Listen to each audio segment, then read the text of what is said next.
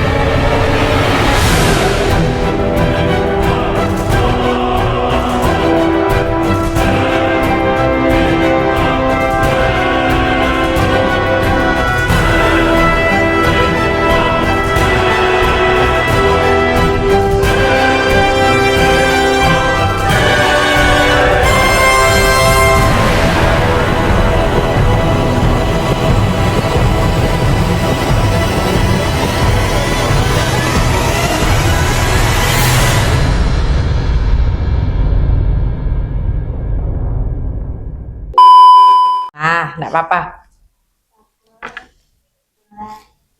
Assalamualaikum warahmatullahi wabarakatuh. Selamat siang.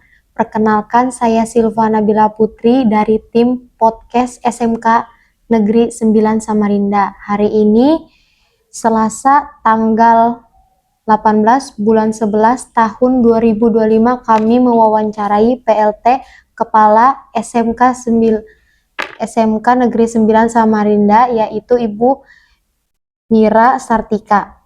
Assalamualaikum Ibu, terima kasih sudah bersedia kami wawancarai. Sebelum mulai, boleh Ibu ceritakan secara singkat makna kegiatan Expo Sekolah 2025 bagi sekolah kita? Baik, terima kasih untuk tim podcast SMK Negeri 9 Samarinda. Alhamdulillah pada siang hari ini saya berkesempatan untuk diwawancarai dalam kegiatan Expo dan Gebiar Literasi SMK Negeri 9 Samarinda. Pada hari ini apa makna kegiatan Expo sekolah ya? Jadi makna sekolah Expo ini adalah perwujudan nyata dari kegiatan belajar mengajar, yang mana kegiatan belajar mengajar itu kan ada teori dan praktek. Nah, jadi teori adalah semua materi yang harus dulu diterima oleh peserta didik kita, kemudian ada wujud nyatanya. Jadi seperti itu ya, wujud nyatanya. Dimana Expo itu adalah kewirausahaan yang lebih ditonjolkan, seperti itu. Kewirausahaan, kemudian anak-anak gelar karyanya yang ditonjolkan, seperti itu. Jadi kegiatan Expo di SMK Negeri 9 Samarinda ini alhamdulillah sudah menjadi sebuah agenda tahunan yang selalu kita wujudkan untuk menjadi sarana wadah kreasi anak-anak kita dalam mengeksplor karya-karya mereka yang mereka telah pelajari secara teori dan ini prakteknya, di mana terjadinya ada jual beli, kemudian anak-anak belajar di sana. Baik di jurusan kita ini ada 4 ya, ada agribisnis, tanaman pangan dan hortikultura, kemudian ada agribisnis ternak unggas, agribisnis perikanan air tawar, dan bisnis daring pemasaran. Mereka tidak hanya pemasaran nih yang wajib ekspor, tidak kan? Iya. Tapi seluruhnya. Jadi benar-benar ilmu kewirausahaan yang didapatkan ini prakteknya. Jadi tidak monoton hanya satu jurusan yang melakukan ekspor, tetapi 4 jurusan yang ada di sekolah kita melakukan ekspor. Mungkin itu jawaban dari Ibu dulu. Baik Ibu, mau bertanya selanjutnya. Apa latar belakang atau ide awal diadakannya kegiatan Expo tahun ini? Baik, tadi mungkin Ibu sudah ada bercerita ya, bahwa ini agenda tahunan kita, di mana kita mau mengeksplor anak-anak kita. Jadi bukan eksplor dalam artian yang negatif, tetapi dalam artian yang positif. Di sini kita mencoba kompetensi anak-anak kita ini, kita mau lihat ya, Ibu contohkan di pemasaran. Ada mata marketing ya di kelas semester 1 atau di kelas 10. Nah, di sini kan semua terlihat ya, dari sisi marketingnya, komunikasi bisnisnya, itu kan semua terlihat. Apalagi di kewirausahaannya. Kewirausahaan kan sangat terlihat itu. Peluang bisnis ini mumpuni ndak hari pertama. Ini kan kita di kegiatan kita ini selama 3 hari ya, anak-anakku sekalian. Jadi anak-anak nanti bisa ngelihat, oh hari ini dengan hari ini kami berdagang ini ternyata peluang bisnisnya seperti ini loh. Kan seperti itu ya. Jadi anak-anak sudah bisa melihat bagaimana peluang bisnis, membaca peluang bisnis, bagaimana untuk besok-besoknya mereka nanti harus apalagi yang mereka tampilkan, mereka sajikan. Mungkin itu. Baik Ibu. Saya mau tanya selanjutnya, tema besar Expo tahun ini adalah berkreasi dan berinteraksi mewujudkan sekolah penuh interaksi. Mengapa tema ini Inspirasi. mengapa tema ini dipilih dan apa pesan yang ingin disampaikan kepada siswa? Baik, temanya berkreasi dan berliterasi mewujudkan sekolah penuh inspirasi. Ini kata-katanya lumayan hebat ini ya. Berkreasi. Jadi bisa di stop dulu. Baik, kita lanjut ya. Kenapa memilih tema ini? Pada saat sesuatu dipamerkan, berarti itu bukti bahwa ketika anak-anak diberi ruang untuk berekspresi, anak-anak mampu menunjukkan potensi terbaiknya, ya enggak? Ya. Jadi mungkin kalian sudah bisa lihat sendiri hasil dari anak-anak pemasaran. Ya, ada stand yang dipamerkan, ada stand yang mereka berdagang. Kan bahasanya seperti itu ya, terjadi kewirausahaannya.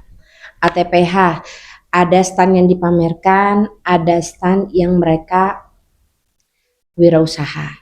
ATU juga seperti itu dan APAT juga seperti itu. Nah, di sana kalian lihat bagaimana ekspresi anak-anak dalam mendekor. Ya enggak? Mendekor, mereka mau, oh standnya tampil nih, berarti ini loh karya kami. Kan seperti itu. Jadi itu artinya memberi ruang kepada mereka, mereka mampu berkreasi.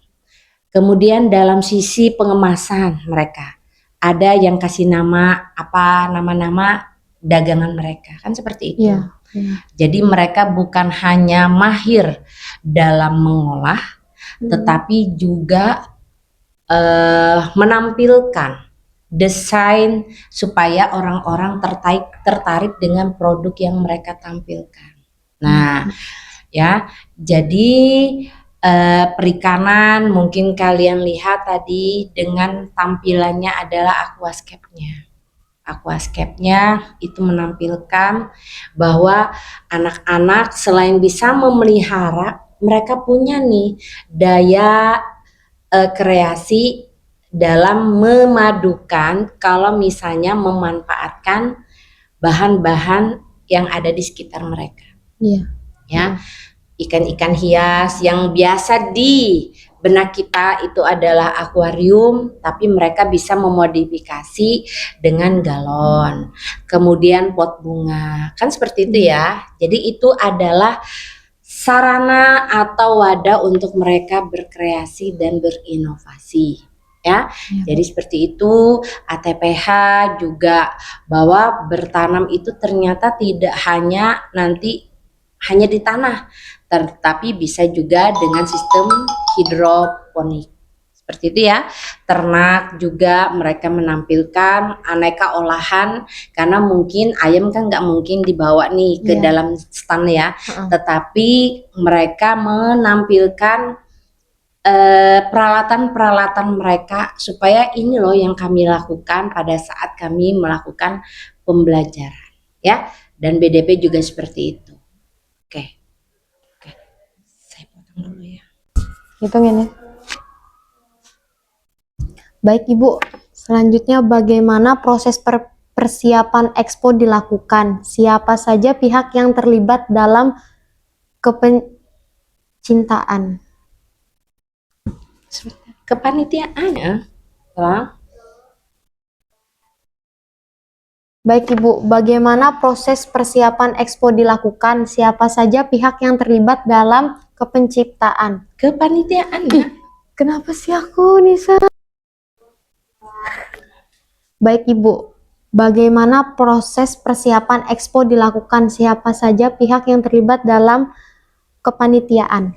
Baik, proses persiapan Expo ini karena ini agenda tahunan, sehingga memang masing-masing jurusan sudah jauh-jauh hari mempersiapkan ya. Ibu. Contoh untuk beberapa 3 jurusan dan BDP pun pada saat kegiatan rutin kita ini biasanya kita lakukan bulan September atau bulan Oktober. Tetapi ini jauh banget nih mundurnya menjadi bulan November, karena ada kegiatan nasional yang kemarin kita laksanakan yaitu TKA. Sehingga itu yang membuat kita undur 1 bulan berikutnya lagi ya, seperti itu. Sehingga persiapan Expo-nya luar biasa, tetapi yang memang sangat ini tadi adalah kurang lebih 2 minggu ya persiapan kita, tetapi untuk kepanitiaan kita sudah bentuk jauh-jauh hari, kurang lebih 1 bulan yang lalu, sehingga siapapun yang bertugas ya di sini, ketua panitianya di sini Ibu adalah sebagai pembinanya, kemudian Pak Harliansyah sebagai ketua panitia. Nah, jadi kita sudah melakukan pembentukan panitia sudah jauh-jauh hari, kurang lebih 1 bulan. Kemudian rapat untuk pelaksanaan ini sudah beberapa kali dilakukan. Karena gabungan kegiatan kita ini dengan Gebiar Literasi, maka kita juga membentuk tim kepanitiaan di literasi. Setelah itu baru kita rapat gabungan untuk kepanitiaan Expo dan tim literasi, baru kita bawa ke rapat besar ya. Hal selanjutnya pihak yang terlibat tadi sudah saya sampaikan ya. Ya Bu. Semua Bapak Ibu guru ya, saya ulang kembali, dari Ibu sebagai pemimpin, kemudian wakil kepala sekolah kita, ada Wakahumas, Sapras, sarana prasarana, ada bidang mutu kesiswaan, kemudian ketua program kita dari perikanan, ternak unggas, tanaman pangan, dan pemasaran. Kemudian ada tim dari koordinator 7 kebiasaan anak Indonesia hebat, kemudian dari tim keagamaan, Bapak Ibu wali kelas, Bapak Ibu guru ya, serta staf tata usaha dan anak-anak OSIS ya. Semua terlibat membantu persiapan kegiatan kita, serta persiapan dalam susun menyusunnya.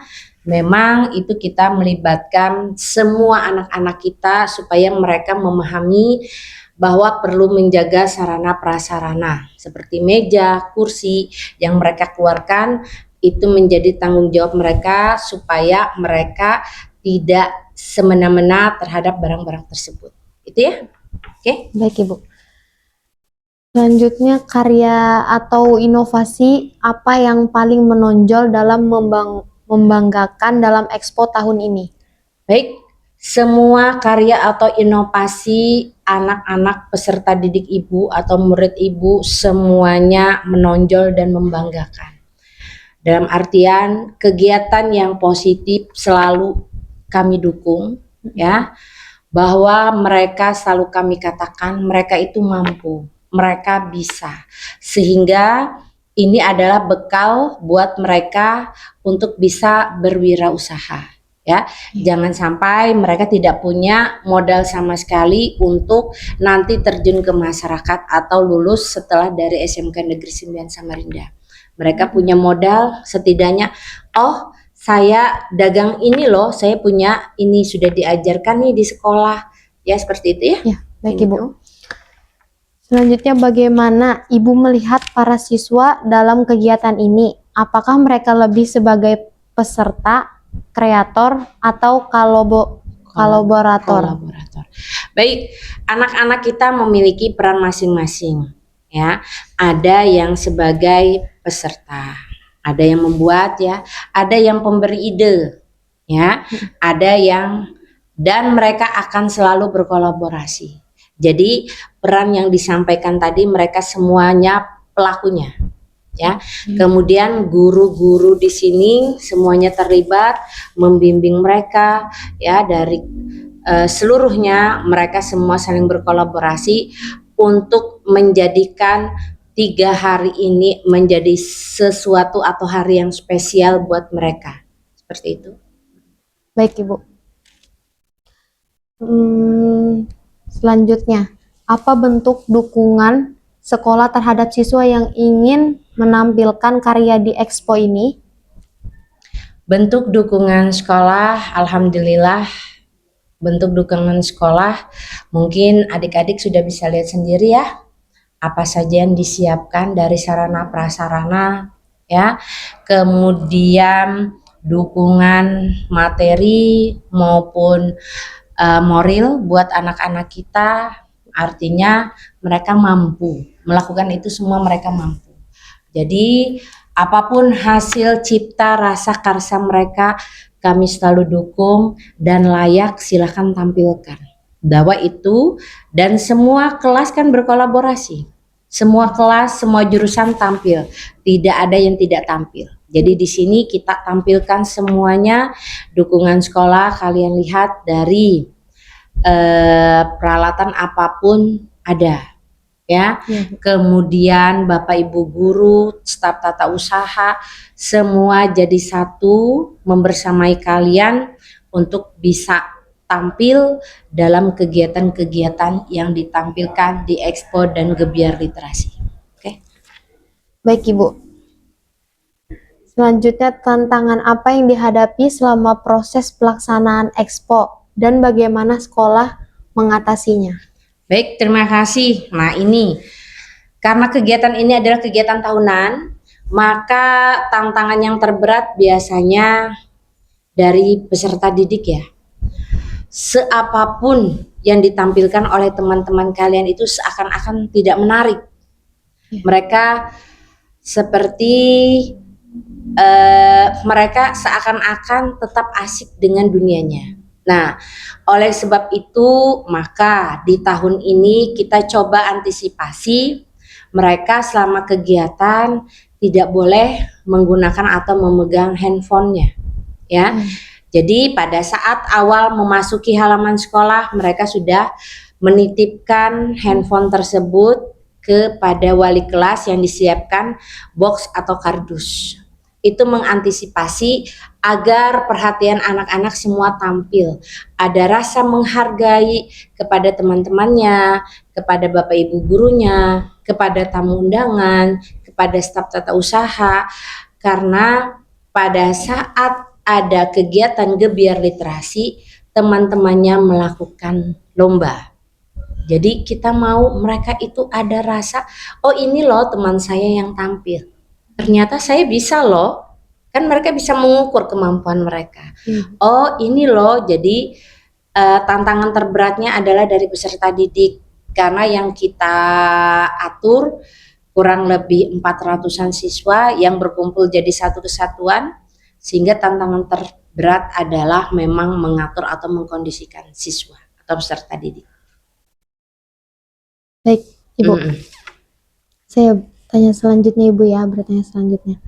Apa manfaat nyata dari kegiatan Expo bagi pengembangan karakter dan kreativitas siswa? Oke. Di sini apa manfaat nyata dari kegiatan Expo bagi pengembangan karakter dan kreativitas siswa? Sangat nyata ya, tadi sudah Ibu sampaikan. Alhamdulillah kita bukan hanya dari kita sendiri, tetapi kita juga mengundang dari Dinas Pendidikan dan Kebudayaan yang diwakili oleh pengawas pembina kita, kemudian tim dari komite sekolah, kemudian ada kelurahan atau lurah dari Dadi Mulia, kemudian kita mengundang juga tetangga di sekitar kita ya, dan orang tua murid ya. Di situ pada saat mereka membeli atau hasil karya anak-anak kita itu sudah menunjukkan nyata bahwa itu layak dipamerkan, disajikan, dijual, dimakan atau dikonsumsi ya, seperti itu. Baik, Ibu. Selain Expo, sekolah juga mengadakan Gebyar Literasi Sekolah 2025. Bisa jelaskan apa tujuan utama kegiatan ini, Bu? Oke, baik. Jadi program sekolah kita ada setiap 15 menit setiap harinya ya. Di awal masuk itu hari Senin sampai Rabu ada kegiatan membaca atau literasi kitab suci atau membaca ya kitab suci, baik yang beragama Muslim, non Muslim, silahkan menggunakan atau membaca sesuai kitab sucinya masing-masing. Kemudian hari Kamis kita mengadakan atau lagu-lagu daerah, seperti itu ya. Kemudian hari Jumat itu ada yang namanya gerakan Jumat bersama. Di minggu pertama itu kegiatan kerja bakti ya. Kemudian di minggu kedua ada jalan santai, minggu ketiga ada senam, minggu keempat ada kegiatan keagamaan. Kita di situ berkolaborasi. Nah, akhirnya puncak dari kegiatan itu kita menemukan bibit-bibit anak-anak kita. Kita adakanlah lomba pada Gebyar Literasi ini. Nah, di mana lomba-lombanya yang mungkin bisa Ibu bacakan, ada lomba baca puisi, menyanyi solo, musikalisasi puisi berkelompok ya, desain poster ya, mendongeng, membuat komik, digital, stand up komedi. Nah, itu semua adalah mengasah atau minat bakat dari murid-murid kita, peserta didik. Ternyata kita temukan nih anak-anak kita yang terampil dalam hal yang tadi Ibu sebutkan. Nah, baru-barusan ini anak-anak kita ada yang mengikuti kegiatan atau lomba di SMK Negeri 4 Samarinda, ada yang menang ya, menjadi juara 2. Kemudian yang kemarin bulan bakti peternakan, anak kita juga menduduki juara 2 dalam menyanyi ya. Dan yang alhamdulillah terbaru kemarin anak-anak kita memenangkan lomba LKS ya, lomba LKS itu tingkat provinsi, yaitu jurusan agribisnis perikanan air tawar, itu mendapat juara 1 tingkat provinsi, kemudian mewakili ke tingkat nasional mendapatkan medalion, yaitu harapan 2, seperti itu ya. Oke. Baik, Ibu. Langsung ke lomba apa yang paling menarik perhatian siswa atau paling banyak pesertanya? Nah, kalau hampir semua kelas kan mengirimkan pesertanya, jadi 7 lomba tadi semua wali kelas mengirimkan perwakilan masing-masing kelasnya. Jadi di sini tidak ada yang paling banyak pesertanya karena semua kegiatan mata lomba ada perwakilan dari masing-masing kelas. Kelas kita di kelas 10 ada 8 rombel dan di kelas 11 ada 8 rombel. Ini tuh. Baik, Ibu. Bagaimana kegiatan Gebyar Literasi ini mendukung program gerakan literasi sekolah GLS, dan kurikulum Merdeka. Ya. Baik, terima kasih. Tadi sudah mungkin Ibu sudah ceritakan kronologi di awal ya.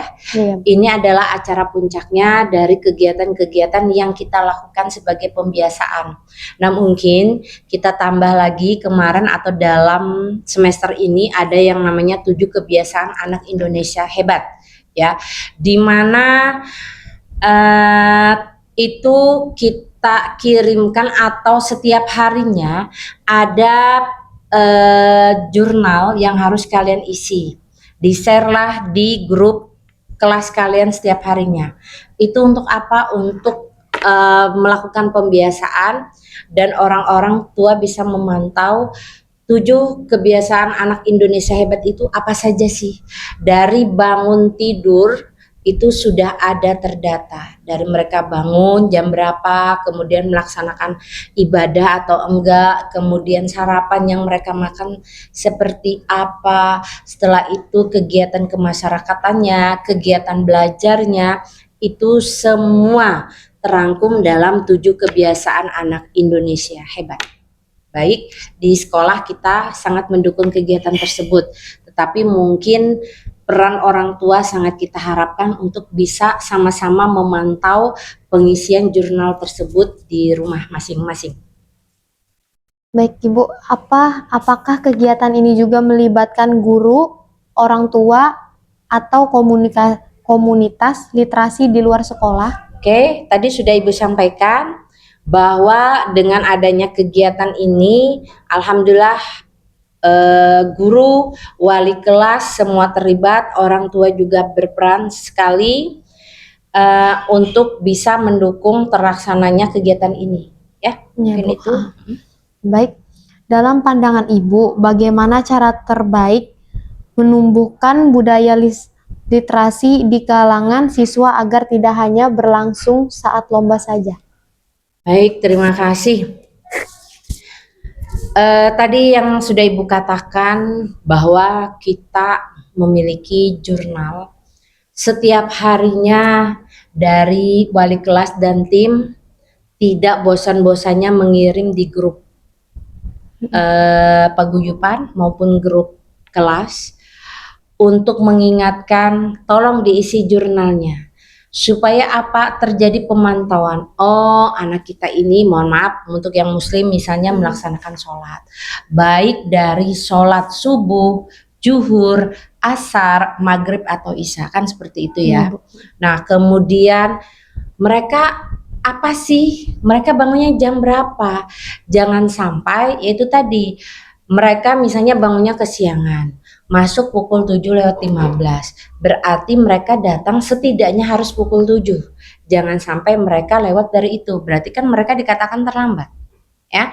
Nah, makanan yang mereka makan itu sampai sedetail itu, makanannya apa, apakah telur, ikan, atau ini, jangan sampai anak-anak kita hanya mengkonsumsi makanan siap saji terus atau junk food yang membuat anak kita nanti takutnya bermasalah kesehatan di belakang hari. Mungkin itu ya. Ibu, baik. Menurut Ibu, nilai-nilai apa yang bisa dipelajari siswa dari kegiatan Expo dan Gebiar Literasi ini? Sangat ini sekali ya. Jadi Ibu harapkan, apalagi pemilihan temanya sudah berkreasi dan berliterasi, mewujudkan sekolah penuh inspirasi. Harapan Ibu bahwa kegiatan ini bukan hanya 3 hari, tetapi di situ mereka bisa memetik penilaian bahwa saya setelah lulus SMK ini mau kemana? Apakah ada yang namanya BMW ya? Apakah bekerja, ataukah melanjutkan ke perguruan tinggi atau berwirausaha? Sehingga mereka bisa nih menilai ke diri mereka. Oh, ternyata aku mampu loh berwirausaha dengan ini, dan mereka juga bisa menghitung berapa modal yang mereka keluarkan, berapa keuntungan yang mereka dapat ya. Jadi 4 jurusan ini semuanya kita ajarkan untuk bisa berwirausaha. Kalau bekerja, apabila mereka kompeten di bidangnya ya, baik bekerja, melanjutkan perguruan tinggi maupun berwirausaha, memang anak-anak kita harus kompeten di bidangnya. Tidak mudah putus asa, tidak mudah menyerah, karena ini awal mereka untuk bisa mengejar cita-cita mereka.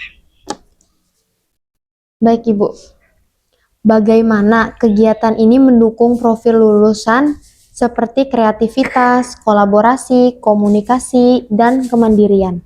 Ya, tadi sudah Ibu sampaikan beberapa ini ya. Dengan harapan, dengan kegiatan-kegiatan ini nanti harapan sebuah sekolah atau capaian akhir sekolah itu adalah agar anak-anak kita ini mampu berkreatif, berkolaborasi, berkomunikasi, dan mandiri. Jangan sampai mereka lulus SMK tidak ngerti apa-apa. Ya, harapan dari kami semua bahwa anak-anak kami nanti kompeten di bidangnya.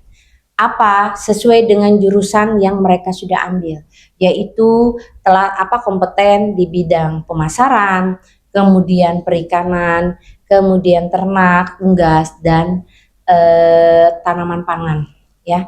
Jadi mereka kompeten. Kalaupun mereka nanti tidak bekerja sesuai bidangnya, tidak apa-apa, tapi kami semua mengharapkan anak-anak kami itu mandiri, ya, kemudian mampu berkomunikasi, berkreatif, dan berkolaborasi. Ya, 8 itu ya, 8 profil lulusan kami harapkan itu semua akan hadir di anak-anak kami.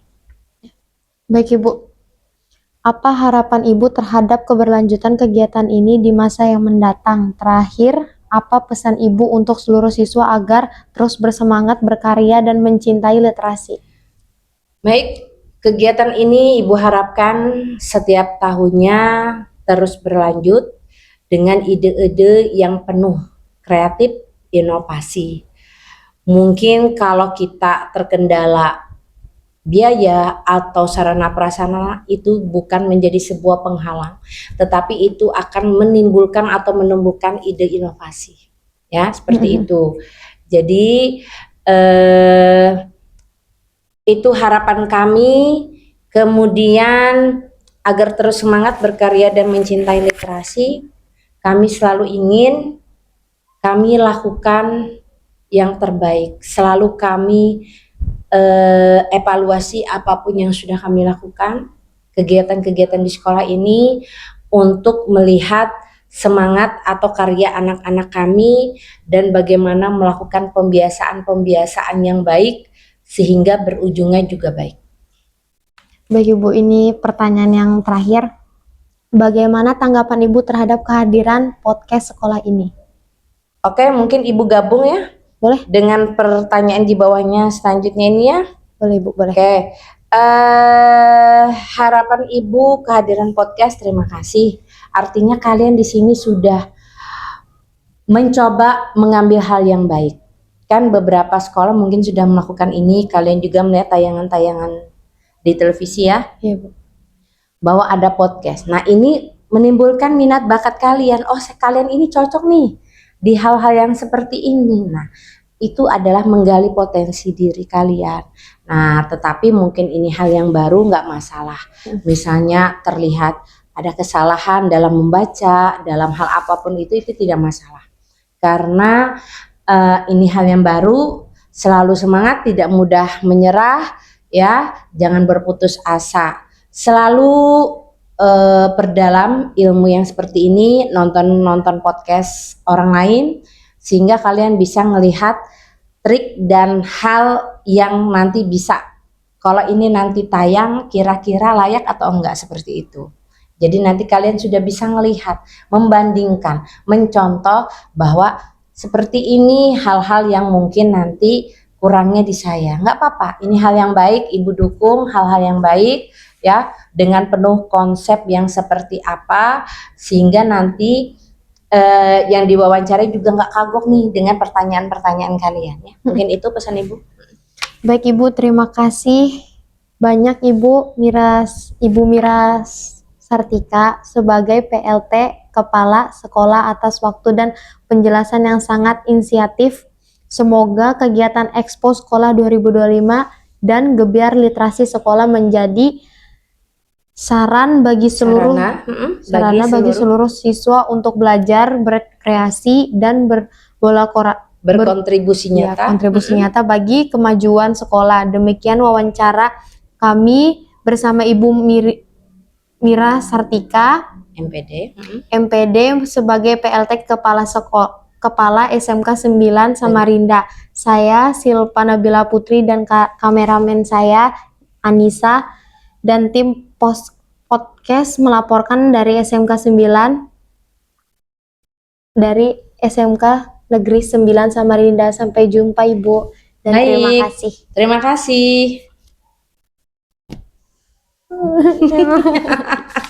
Nggak apa-apa.